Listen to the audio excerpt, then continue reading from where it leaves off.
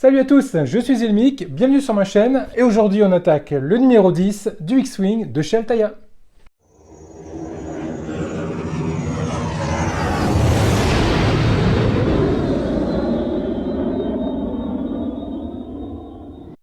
Alors que nous montre le fascicule? Alors ça c'est très intéressant. Il y a une petite note de l'éditeur. En fait, ce qu'il faut savoir, c'est que dans le numéro 4, il y avait une pièce défectueuse sur la colonne en fait, qui permet à la tête du R2D2 de tourner. La pièce n'était juste pas creusée, elle était pleine. Alors certaines personnes ont eu le problème. J'ai pas eu le problème sur ma version. Mais par contre, là où c'est super sympa, c'est qu'il y a une petite note de l'éditeur. Cher client, nous avons repéré qu'une des pièces fournies avec la livraison numéro 4, celle de la tête du R2D2 et de son corps, était défectueuse. Nous vous faisons parvenir la bonne pièce afin que vous n'ayez pas de soucis lors du montage. Veuillez nous excuser du désagrément que ceci a pu causer et nous vous remercions de l'intérêt que vous portez à la collection et de votre fidélité. Signé l'éditeur, cordialement. Ça, c'est super cool. Et voilà la pièce en question. Celle qui était défectueuse. Donc c'était la colonne qu'on retrouvait sur la tête du R2. Et ben, moi, elle va pas me servir, je vais me la mettre de côté. Si éventuellement quelqu'un en a besoin, bah, dites-le moi dans les commentaires, et puis on s'arrangera pour que je puisse lui faire parvenir. Ensuite, là en bas, on va retrouver sur les coulisses, les studios, les plans du X-Wing qu'ils ont monté à l'échelle. Un petit zoom sur le copain de Luke Skywalker. Et on va retrouver les pièces du moteur supérieur tribord. Alors niveau pièces, nous sommes plutôt garnis sur ce numéro. Nous avons le haut du moteur, très grosse pièce. Nous avons le bord d'attaque du moteur. Une pièce toute plate. Une toute petite pièce. Et on va retrouver ici, hop, la partie aspiration du moteur, on va dire, et une autre pièce plate. Et bon, on va monter ça sans attendre. Donc première étape, on va prendre le capot du moteur, et on va venir repérer ici les deux tétons de fixation, et on va venir prendre le bord d'attaque, qu'on va venir assembler sur les tétons. En prenant bien soin de repérer la petite fente qui est juste là et qui, elle, va se retrouver vers l'intérieur de la pièce. Donc on va venir monter la fente de ce côté-là, comme ceci, avec la fente vers le haut.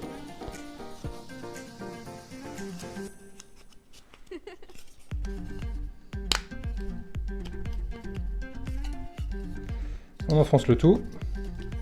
Et la pièce se retrouve donc fixée dessus.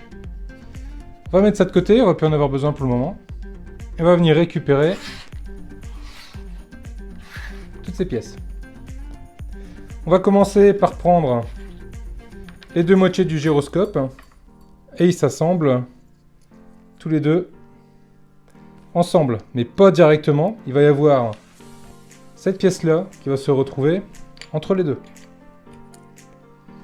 Donc on va commencer par cette pièce-ci et on va venir la positionner dans les trous prévus à cet effet.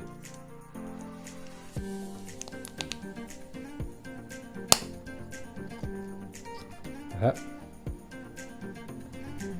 On retourne la pièce et là on va venir récupérer l'autre moitié du gyroscope et on va venir le mettre dessus.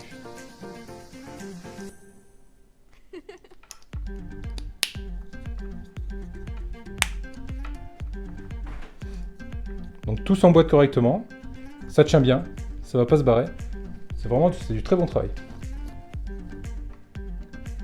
Ensuite on va venir récupérer cette pièce-ci, et les deux picots qu'il y a du gyroscope, on va venir les mettre dans les deux picots du bas de cette pièce. Alors si comme moi vous galérez à mettre les deux ensemble, c'est juste une histoire toute bête de détrompeur. Sur ce côté-ci, le picot n'est pas rond, il est légèrement hexagonal. Celui-ci est rond. Et lorsqu'on peut regarder sur cette pièce-là, celle-ci est ronde, celle-ci est hexagonale. Donc ça nous empêche en fait de nous tromper de sens.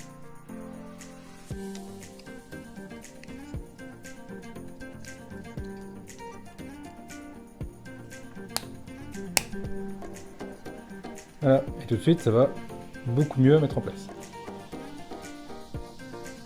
Il nous reste cette petite pièce-ci qui va venir se mettre dans l'encoche qu'on va retrouver ici sur le gyroscope.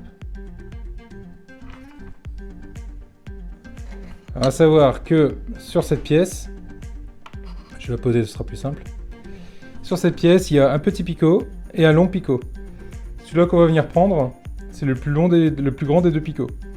Et c'est lui qui va venir s'enfoncer dans le trou du gyroscope.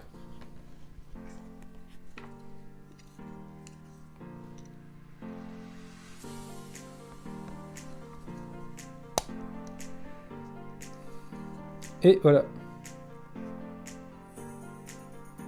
Alors c'est quand même remarquable, hein, parce que tout tient nickel, il n'y a vraiment pas besoin de colle. C'est vraiment sympathique. Donc voilà où nous en sommes rendus sur ce numéro 10. On va retrouver le capot du moteur.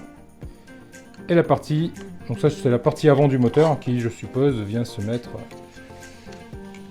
voilà, va venir se mettre comme ceci. Alors ce qui est pas mal à noter quand même, c'est le numéro 10. C'est-à-dire que sur son numéro, c'est le 10e. Bon là je vous apprends rien. Par contre, du coup c'est un 10e de la maquette. Et c'est un petit côté sympathique. Bon, eh ben, je vous dis à bientôt pour le prochain numéro, le numéro 11, la semaine prochaine donc. N'hésitez pas, abonnez-vous, mettez des petits pouces bleus, c'est important de mettre les petits pouces bleus. Ça ne coûte rien, ça clique, petits pouces bleus. Et vous abonnez, et puis partagez autour de vous aussi pour un maximum de visibilité. Bon, bah je vous dis à très vite. Ciao les loulous!